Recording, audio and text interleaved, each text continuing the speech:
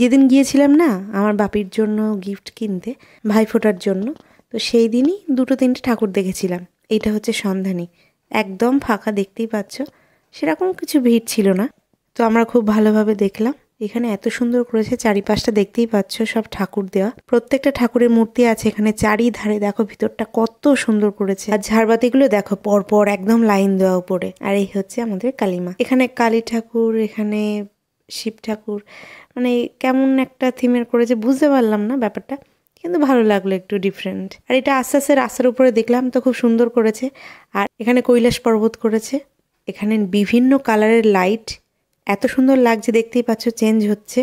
আর এখানে নিচে জলের মধ্যে সব খুব সুন্দর একটা সিনারিও করেছে এখানে। প্রত্যেক বছর এরা খুব সুন্দরই করে, আর জলের ব্যাপারটা থাকেই এদের মধ্যে। এটা পর্বতের রাস্তা যেমন পিচ্ছিল হয়, জল জল হয়, ঠিক সেই রকম করেছে। এখানে দেখতে পাচ্ছ মনে হচ্ছে বরফ জমে রয়েছে এখানে চারিদিকে।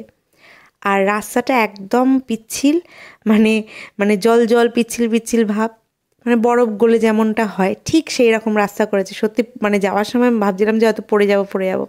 তারপর মাইকে অ্যানাউন্স করছিল যে এই কারণেই করা হয়েছে। আমরা ভাবছিলাম কি জানি জল কেন এলো এখানে। এইটা তো সবাই প্রচুর লাইন দিয়ে দেখে, আর আমরা কালী পুজোর আগের দিনই দেখেছি, পুরো ফাঁকা ছিল, মানে গেলাম, দেখলাম, চলে এলাম। খুব সুন্দর করেছিল ভিতরটা। আর একদম মাথায় দেখতে পাচ্ছ এখানে কালী ঠাকুর করেছে উপরে। তো জুম করে যতটা নেওয়ার আমি নিয়েছি। আর চারিপাশে দেখতে পাচ্ছ খুব সুন্দর মূর্তি। আর কৈলাস পর্বতে শিব ঠাকুর থাকবে না, এটা কি হয় কখনো? তো এখানে বড় একটা শিবলিঙ্গ রয়েছে। আর এটা হচ্ছে পিছনের রাস্তা বেরোনোর। এখানে একটা দেখতে পাচ্ছ কাকই মনে হয় এটা। আমার মেয়ে তো দেখে প্রথমে ভয় পাচ্ছিল, তারপরে হ্যান্ডশেক করলো।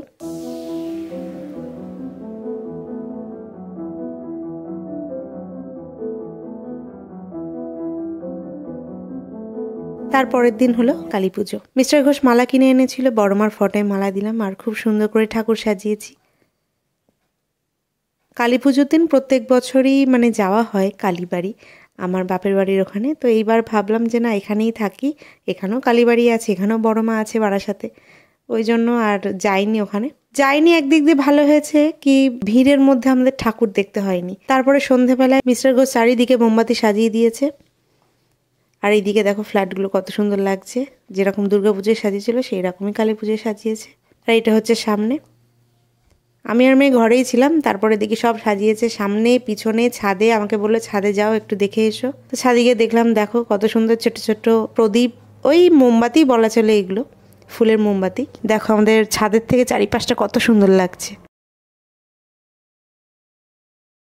তারপরে আমরা রেডি হয়ে বেরিয়ে পড়লাম। তো উনি পাঞ্জাবি পরেছেন, বললো আজকে পুজোর দিন একটু পাঞ্জাবি পরে, তা পরো। আর মেয়ে এই জামাটা পরেছে, আর আমি যথারীতি চুড়িদার পরেছি, আর শাড়ি পরে সম্ভব না যাওয়া বাইকে করে। আর এখানে ফল টল মিষ্টি সব গুছিয়ে রেখেছি, যাওয়ার সময় কালী পুজো হচ্ছে আমাদের এখানে, ওখানে দিয়ে আসবো। তারপর ঠাকুরের পুজো টুজো দিয়ে আমরা বেরিয়ে গেলাম ঠাকুর দেখতে। তো প্রথমে এটা ওই মধ্যমগ্রামই মনে হয়, এটা হ্যাঁ মধ্যমগ্রামই হবে। তো ওখানে গিয়েছিলাম, গিয়ে দেখো খুব সুন্দর করেছে, ছিমছামের উপরে ভালোই করেছে। এটা দিয়ে আমাদের প্রথম শুরু হলো মানে কালী পুজোর দিন ঠাকুর দেখা। সব ফাঁকাই ছিল, কালী পুজোয় মেনলি ফাঁকা থাকে কেন আমি ভেবেছিলাম যে ফাঁকাই থাকবে, তো তাই হয়েছে। কারণ কালী পুজোয় সবাই ব্যস্ত থাকে, সবাই উপোস করে, ওই জন্য একটু ফাঁকা ছিল। আমরা যখন বেরিয়েছি তখন কটা বাজে, 8টা সাড়ে 8টা, তখন থেকেই নো এন্ট্রি করে দিয়েছে। যেগুলো ভিতর দিয়ে যাওয়া গিয়েছে আমরা গিয়েছি, সেইগুলো দেখেছি। মানে মধ্যমগ্রামে নো এন্ট্রি তো করেছে, বারাসাতে, মধ্যমগ্রামে অত কিছু করিনি। এখানে কি পায়েল সরকার কি জানি না, পায়েল নাম, সিরিয়াল করে, তোমরা চিনতে পারছো না কি বুঝতে পারছি না, তো ও এসেছিল। আর এখানে বাবার থিম করেছিল, বাবা যা যা করে আমাদের, যতটা কঠোর পরিশ্রম করে বাবা, এখানে প্রত্যেকটা ফটো এখানে তুলে ধরা হয়েছে।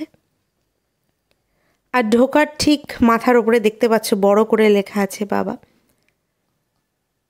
চারিদিকে বাবার যে কতটা কঠোর পরিশ্রম সেই পিকচারগুলি আছে। আর এখানে বাবা এই শব্দটা উড়িয়া, অসমিয়া, তামিল, যত ধরনের ভাষার আছে এখানে সব ওপরে দেখতে পাচ্ছ রয়েছে। আর মূর্তিটা খুব সুন্দর করেছে, আমি মানে প্রথমে বুঝতেই পারিনি যে ব্যাপারটা কি। মূর্তিটা মানে নিচের দিকটায় না, তোমরা দেখতে পাবে, দেখো নিচের দিকটা কাঁচা, মানে নিচের দিকটায় কোনো মাটি নেই, রং নেই, কিন্তু উপরের দিকটায় মাটি রং। আর এইটা হচ্ছে বিখ্যাত আমাদের মধ্যমগ্রামের চৌমাথার প্যান্ডেল, প্রত্যেক বছরই সুন্দর করে বলাই বাহুল্য।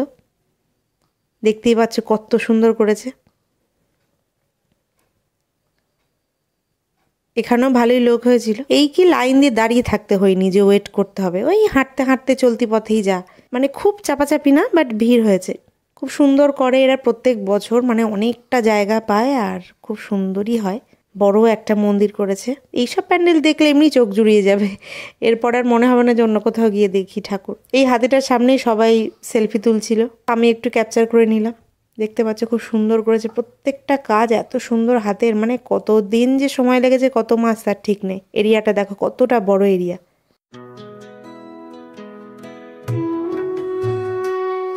ভিতরে সব কাঁচের কাজ, বাইরেও কাঁচের কাজ, পুরো কাঁচ ছোট ছোট করে কেটে সেই দিয়ে কাজ করা।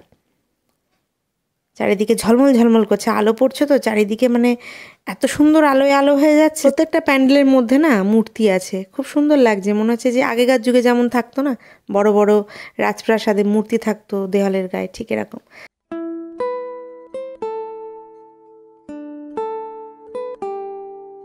আর ঝাড়বাতিটা দেখেছো কত সুন্দর লাগছে, প্রত্যেকটাই ঝাড়বাতি বিভিন্ন টাইপের করেছে।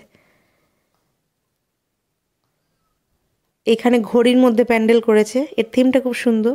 আরজি করে সে অভয়ার ঘটনাকেই এখানে তুলে ধরা হয়েছে খুব সুন্দরভাবে। আগে দ্রৌপদী আর এখনকারের অভয়ার মধ্যে অনেক মিল আছে, তো সেই গল্পটাই এখানে মাইকে বাজছিল, সেটাই শুনছিলাম আর ভাবছিলাম যে হ্যাঁ, এটাই তো সেই গল্প। দুটোর মধ্যে মিলটা কোথায়, এটাই এখানে তুলে ধরা হয়েছে। কাজগুলো খুব সুন্দর সুন্দরই করেছে।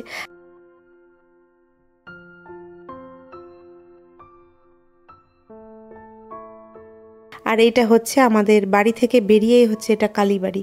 কালীবাড়িটা আগের বছরে এমনি গেট করেছিল, ফুলের গেট, জাস্ট ভিতরে ঢোকে। এইবারে দেখলাম খুব সুন্দর প্যান্ডেল করেছে, তো যাওয়ার সময় অতটা না খেয়াল করিনি, এমনি দেখতে দেখতে যাচ্ছি চারিদিকে। কিন্তু আসার সময় কালীমার দর্শন করে যখন আমরা বেরোচ্ছি, তখন মেয়ে আমাকে বলছে, মা আমার না খুব জল পিপাসা পেয়েছে, ঠিক আছে প্যান্ডেলের ভিতরেই। তা আমি বললাম ঠিক আছে, আমি তো জল নিয়ে গেছিলাম। এবার জল খাওয়াতে গিয়ে আমার হঠাৎ করে চোখ পড়লো প্যান্ডেলের উপরে, দেখলাম যে ওখানে জলের বোতল। আমি বলছি যে বাবা দেখ জলের বোতল, তারপরে চারিদিকে দেখি পুরো জলের থিম এটা একটা। এখানে দেখতে পাচ্ছ জলের কল আছে, জলের বোতল আছে, আর চারিপাশে যে আঁকাগুলো সেটাও জল নিয়ে, দেখতেই পাচ্ছ এখানে। তো খুব সুন্দর লাগলো জিনিসটা। এটা হচ্ছে আমাদের বাড়ির ভিতরেই, দু জায়গায় হয়েছে পুজো, মোট এখানে 3-4 জায়গায় হয়েছে, এই 2 জায়গায় আমরা দেখে এলাম। তারপরে যেখানে আমরা পুজো দিয়েছিলাম সেখান থেকে প্রসাদ দিয়েছে, তারপর বাড়ি চলে এলাম। তো বাড়ি এসে গেছি, কারণ বাড়িতে আজকে মানে রাত্রে তো ভাত টাত খাবো না, কিছু পরোটা খাবো, মানে আটার জিনিস, মানে পোড়া না, লুচি পরোটা এরকম। তো ওই জন্য মানে রান্নাবান্না করতে হবে, ওই জন্য বেশি জায়গায় গেলাম না, প্রচণ্ড ভিড়, নো এন্ট্রি রয়েছে চারিদিকে। তো ভাবলাম যে খেয়ে দিয়ে একটু রেস্ট নিয়ে, মানে একটু ঘুমিয়ে তারপরে ভোরবেলায় বেরোবো 4টের দিকে। ইচ্ছা আছে, জানি না কতটা কি পারবো, এখন মেয়ে যদি ওঠে তো হবে যাওয়া, নাহলে হয়তো হবে না যাওয়া, কারণ এখন বড় বড় মানে ভালো ভালো প্যান্ডেল এখনও দেখা বাকি। তো ওই জন্যে এখন প্রচণ্ড ভিড়, আর ভালো লাগছে না হেঁটে হেঁটে দেখা, অসম্ভব ভিড়, গরম, ওই জন্য আর পারলাম। এরপরে আমরা কোথায় গিয়েছি কি করেছি সবই আমি নেক্সট ভিডিওতে তোমাদের সাথে শেয়ার করব। সকলে ভালো থেকো, সুস্থ থেকো, আর ভিডিওটা ভালো লাগলে একটা লাইক দিও।